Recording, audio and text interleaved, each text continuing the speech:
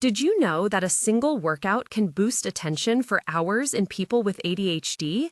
I am Dr. Carter, a psychiatrist who translates neuroscience into practical steps you can try today.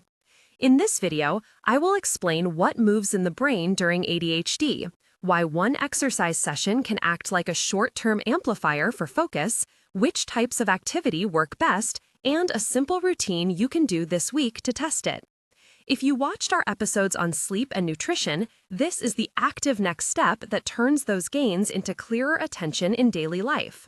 First, we will outline what happens in the brain with ADHD. Next, I will explain the roles of dopamine and norepinephrine and how the prefrontal cortex responds. Then, we compare aerobic and strength work, and finally, I offer a 4-week routine and adherence tips.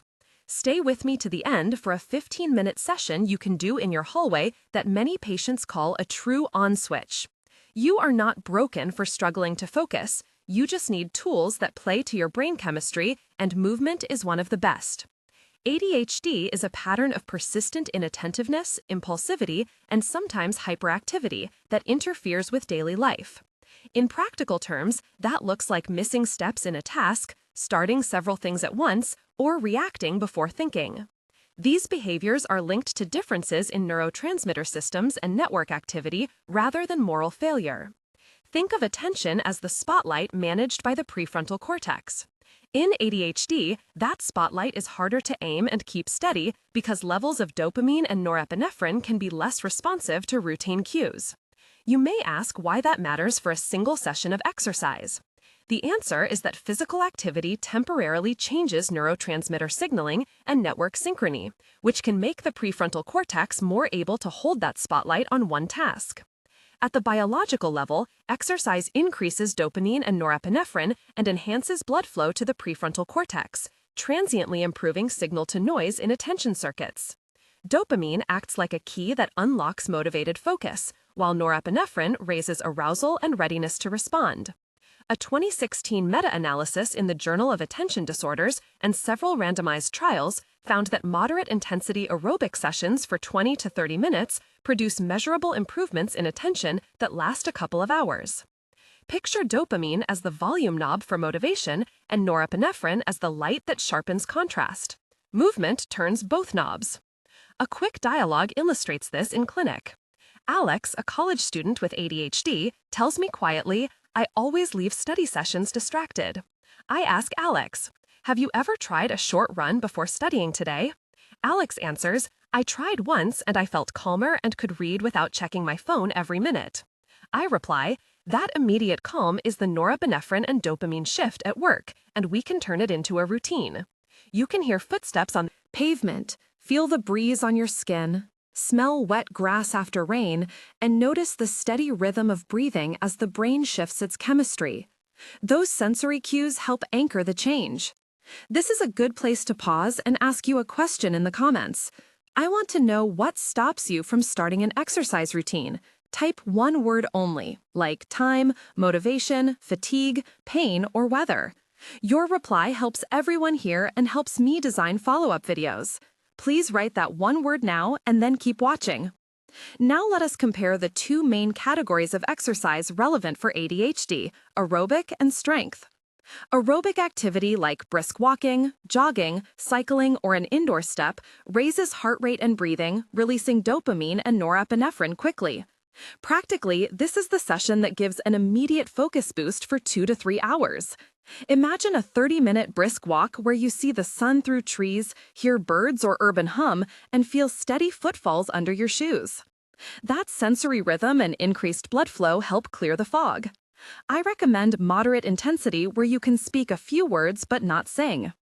Evidence supports sessions of 20 to 30 minutes most days or at least 3 times a week for consistent benefit.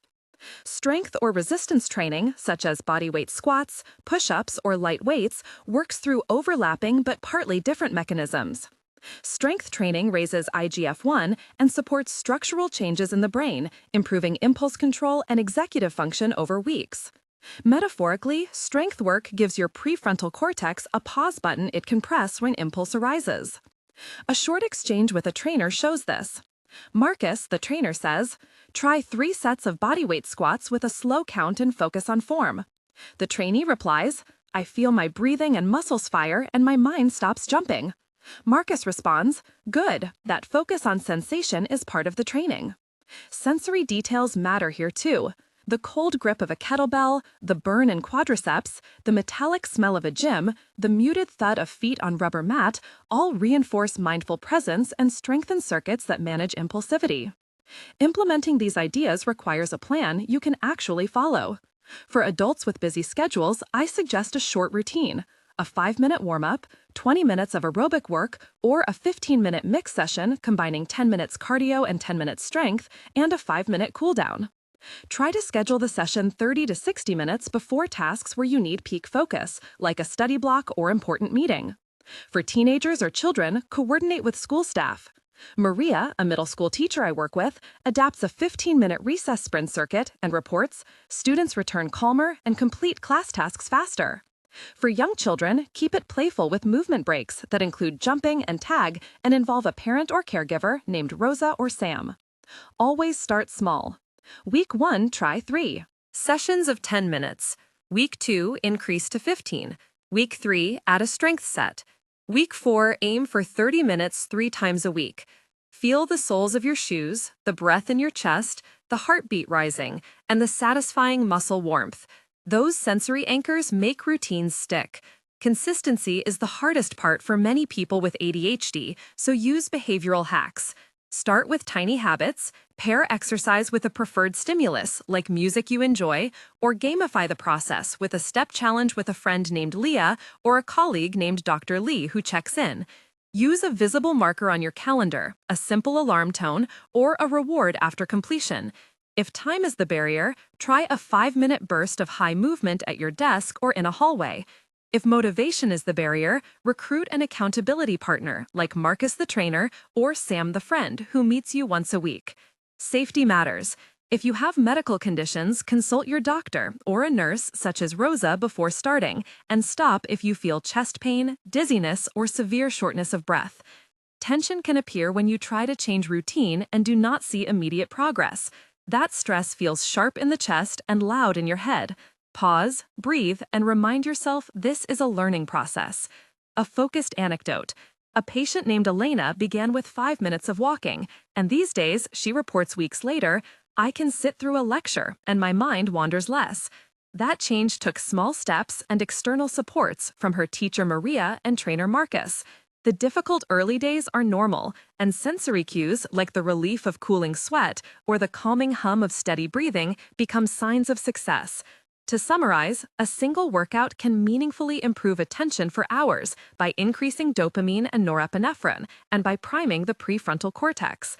Aerobic sessions give fast benefits for focus and concentration, and strength training builds impulse control over weeks via factors like IGF-1. Try this practical 15-minute routine today. 2 minutes warm-up walking in place, 8 minutes alternating 30 seconds brisk step or jog, and 30 seconds bodyweight moves. 5 minutes cool down with deep breathing. Track how you feel for the next 2 hours and note differences in focus. Check with your clinician if you have health concerns. If this video helped, subscribe for weekly evidence-based routines and tell us in the comments the one-word barrier you typed earlier so we can build content that addresses real obstacles. Thank you for spending this time on a practical tool for your brain. Small, consistent movement can be a turning point, not a miracle, but a reliable step toward better focus.